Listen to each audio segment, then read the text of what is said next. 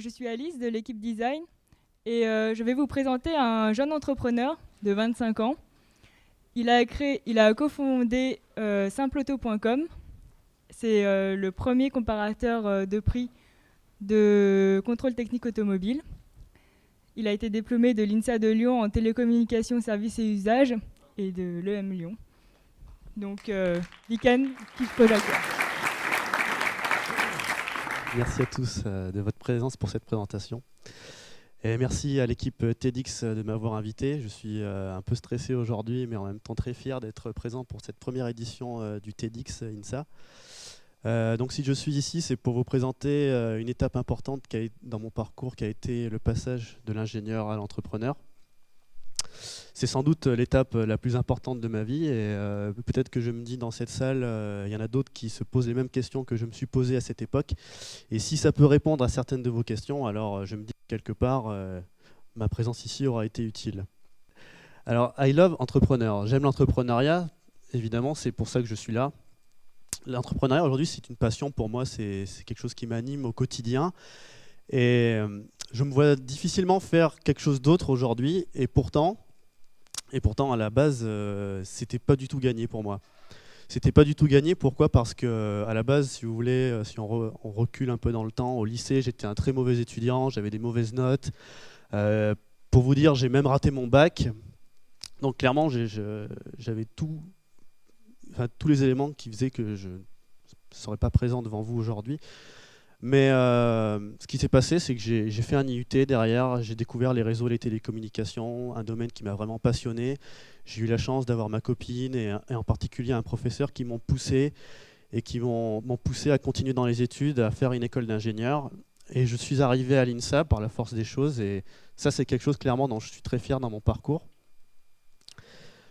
Mais il y a une chose que je dois vous dire, il y a une petite confidence que je dois vous faire, c'est si je suis allé aussi loin dans les études alors que j'étais pas très bon, c'est aussi parce qu'en fait j'ai une expérience personnelle qui est celle de mon frère qui a lui lancé sa société et je l'ai vu en fait galérer, je l'ai vu avoir des problèmes d'argent, je l'ai vu avoir du mal à s'en sortir les fins du mois, avoir mes parents qui font des remarques tout le temps, ah ton frère ceci, ton frère cela.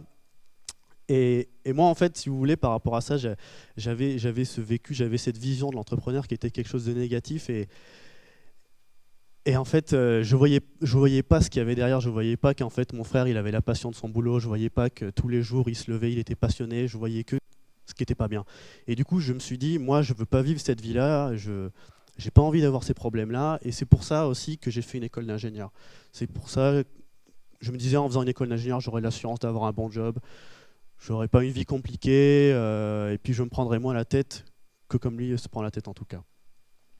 Et donc voilà, je suis pourtant là aujourd'hui, comme quoi il faut jamais dire jamais. Et donc peut-être que dans un univers parallèle, un Viken Kojakian quelque part est devenu ingénieur et en fait je me suis dit qu'est-ce qu'aurait été mon si j'avais été ingénieur. Donc c'est pour ça là, je vais vous présenter une frise chronologique avec un gros point d'interrogation parce que j'en ai clairement aucune idée. Parce qu'en fait, dans mon parcours, il y a clairement un moment, ce qui s'est passé, il y a quelque chose qui s'est cassé. Alors j'ai choisi l'image de la foudre qui s'est abattue sur mon parcours. J'ai trouvé que c'était une image sympa. Donc voilà, en fait, j'ai pas suivi ce chemin balisé, j'ai pas suivi ce parcours classique. En fait, ce qui s'est passé, c'est ce que j'ai envie d'appeler le déclic entrepreneurial qui a eu un moment dans mon parcours, c'est-à-dire cet instant en fait où j'ai découvert l'entrepreneuriat, où on découvre en fait ce que c'est et on commence à se dire tiens ça m'intéresse, c'est plutôt sympa. Et moi en fait ce moment-là ça s'est passé quand j'étais en 4e année de télécommunications, donc à l'INSA, sur un module qui s'appelle le projet innovant. Le projet innovant, qu'est-ce que c'est ? En fait c'est assez simple, c'est-à-dire qu'on donne à l'étudiant l'opportunité de travailler pendant 6 mois sur le projet qu'il souhaite. Alors moi j'étais avec une amie, on était dans une salle, on se disait des idées plus farfelues les unes que les autres. Et le temps passant, il y a un moment où l'ordinateur il a plus de batterie.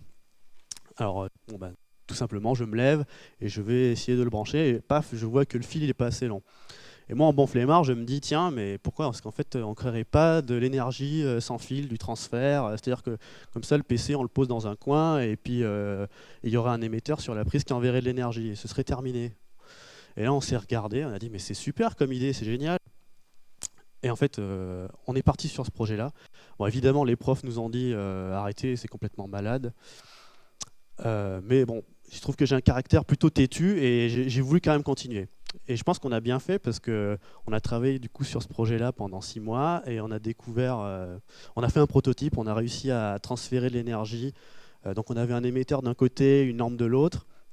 Et hop, on allumait à 60 cm. Donc déjà, j'ai trouvé ça extraordinaire d'être arrivé à faire quelque chose en partant de rien. Et en plus, on a réussi à gagner un concours d'entrepreneuriat qui s'appelle Campus Création à l'époque. Donc voilà, moi si vous voulez, c'était ça ce déclic pour moi, c'est-à-dire ce moment où je me suis dit, finalement l'entrepreneuriat c'est vraiment quelque chose de génial.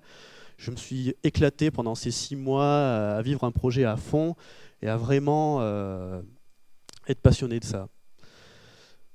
Donc ça c'était le déclic, ce qui a fait que finalement après je suis parti sur le parcours à la découverte de l'entrepreneuriat. Donc on a la chance à l'INSA d'avoir un parcours qui s'appelle la filière ingénieur entreprendre, qui est donc dirigée par Béatrice Frézal, que vous aurez l'occasion d'écouter un peu plus tard dans la journée. Et donc, on a fait des choses aussi super sympas ensemble. On a créé les 24 heures de l'innovation à l'INSA. Enfin, je ne sais pas si vous avez déjà connu ça, mais c'est toujours sympa en fait, de se dire qu'on est le premier à avoir créé quelque chose. C'est par exemple la même chose pour vous, ceux qui avaient organisé le TEDx. Vous serez, en tout cas à jamais, les premiers à avoir organisé un TEDx INSA ici. Je trouve que c'est quand même une belle récompense. Donc voilà, ça c'est le moment, donc on a le déclic et on sait que l'entrepreneuriat c'est quelque chose qu'on a envie de faire. Mais malgré tout, il y a un moment où on se pose beaucoup de questions parce qu'on sait que c'est quelque chose qui est sympa, mais est-ce qu'on va partir là-dedans? Et c'est là où j'ai voulu illustrer ce choix pour cette présentation. Et la meilleure image que j'ai trouvée, c'est celle-ci. Donc je pense que vous reconnaissez cette scène, c'est la scène dans Matrix, où Neo doit en fait choisir est-ce qu'il prend la pilule bleue ou est-ce qu'il prend la pilule rouge. Donc moi, alors, en toute modestie, je suis pas l'élu, hein, ça c'est sûr, mais effectivement, j'ai dû prendre la décision, est-ce que je prenais la pilule rouge, c'est-à-dire est-ce que j'allais vers l'entrepreneuriat, vers l'innovation, la création, la passion, la liberté, ou alors est-ce que j'allais plutôt, je restais avec la pilule bleue, et donc je restais plutôt du côté ingénieur, avec ce chemin, comme je vous l'ai montré tout à l'heure, ce chemin balisé. Et donc le choix, si vous voulez, dans le film, ça va vite, mais là, dans la vie, ça ne va pas aussi vite parce qu'on se pose beaucoup de questions et on se dit vraiment, on passe dans tous les sens, on dit oui, non, est-ce que j'y vais pas? Et du coup, on pèse le pour et le contre. On se dit, oui, le projet que j'ai fait, je me suis vraiment éclaté, donc peut-être que l'entrepreneuriat, c'est quelque chose qui est fait pour moi. Mais d'un autre côté, l'ingénieur, c'est quand même bien parce que je vais avoir ma paye tranquille, je ne me prendrai pas la tête. Mais malgré tout, mes expériences professionnelles, est-ce que c'était si bien que ça? Est-ce que c'est cool d'être juste un autre numéro dans une société? Est-ce que c'est cool est-ce que c'est bien finalement de ne pas avoir de choix stratégiques sur une entreprise? Je ne sais pas. Et donc on se pose beaucoup de questions à ce moment-là. Et donc si je suis ici pour vous parler d'entrepreneuriat, vous vous doutez bien que c'est parce que j'ai pris la pilule rouge. Et donc j'ai continué ce parcours après l'INSA. J'ai fait le M Lyon donc, en me spécialisant sur l'entrepreneuriat. Donc c'était assez intéressant. J'ai eu la chance en fait de rencontrer mon associé avec qui on a monté donc, la société simpleauto.com, le premier comparateur de prix du contrôle technique. Et vraiment, je vis cette expérience de l'entrepreneuriat à fond. Et vraiment, si j'ai un message à vous dire, c'est vraiment si vous avez l'occasion de le faire, allez-y parce que c'est vraiment une expérience formidable. Alors, c'est vraiment, et en même temps, c'est formidable, et en même temps, c'est très cruel parce qu'il y a des hauts et des bas. Il y a un jour, ça va aller très bien, tout va dans le bon sens, on s'éclate, c'est super, et le lendemain, c'est la grosse déprime parce qu'on voit qu'il y a du retard, et puis il y a plein de problèmes qui s'enchaînent. Et là aussi où c'est compliqué à vivre, c'est par rapport à son entourage. C'est compliqué avec sa copine, que sa copine accepte qu'on travaille très tard le soir jusqu'à 2h du matin, ou surtout les sautes d'humeur, ça c'est vraiment quelque chose d'assez compliqué. Et puis, mais malgré tout, il y a la magie de l'entrepreneuriat qui opère et qui fait qu'on se lève tous les matins, on est passionné par ce qu'on fait, et vraiment il n'y a pas meilleure motivation que de travailler pour sa propre entreprise. C'est-à-dire que si je ne me lève pas et que je ne vais pas travailler, il n'y a personne qui va le faire à ma place. Et là, clairement, on trouvera ça nulle part ailleurs. Et enfin, il y a un dernier message que j'avais envie de vous faire passer.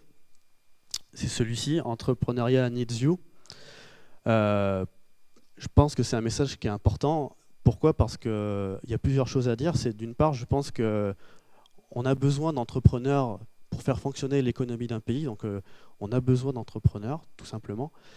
Et d'ailleurs, en préparant cette présentation, j'ai lu pas mal d'articles où les économistes pensent finalement que l'entrepreneur serait la solution à la crise. Donc ça, c'est quelque chose d'important. Et aussi, je pense qu'Entrepreneuriat Needs You, j'ai mis cette slide aussi pour en fait un peu vous décomplexer et vous dire que si clairement vous avez envie d'entreprendre, si quand vous entendez ce que je vous dis, vous avez l'impression que ça résonne, c'est que quelque part, vous êtes un peu entrepreneur et vous ne vous fixez pas de limites, ne soyez pas complexé en vous disant par exemple moi je suis jeune, je préfère attendre d'avoir de l'expérience pour entreprendre. Je pense que c'est pas la chose qu'il faut dire. Alors, il y a d'autres personnes comme Maxime Vernet qui vous le diront mieux que moi, hein, mais clairement la jeunesse c'est pas un frein à l'entrepreneuriat, au contraire, à mon avis c'est plutôt quelque chose de positif parce qu'on n'est pas formaté par une entreprise, on n'a pas de... Et du coup, on se fixe, on n'a aucun frein. On n'a pas peur, on fonce et on ne se pose pas de questions. Et dernière chose, je pense que c'est maintenant le meilleur moment pour entreprendre parce qu'on est jeune, on n'a pas d'obligation, on n'a pas de prêt, on n'a pas de femme, on n'a pas d'enfant. C'est pas dans 5 ans, pas dans 10 ans, lâcher votre travail et pouvoir repartir de zéro. Donc c'est clairement maintenant qu'il faut entreprendre. Et c'est vraiment le message que j'avais envie de vous faire passer. Clairement, je n'ai plus qu'une chose à vous dire, c'est que je ne peux que vous montrer la porte et c'est à vous qu'il appartient de la franchir. Merci à tous.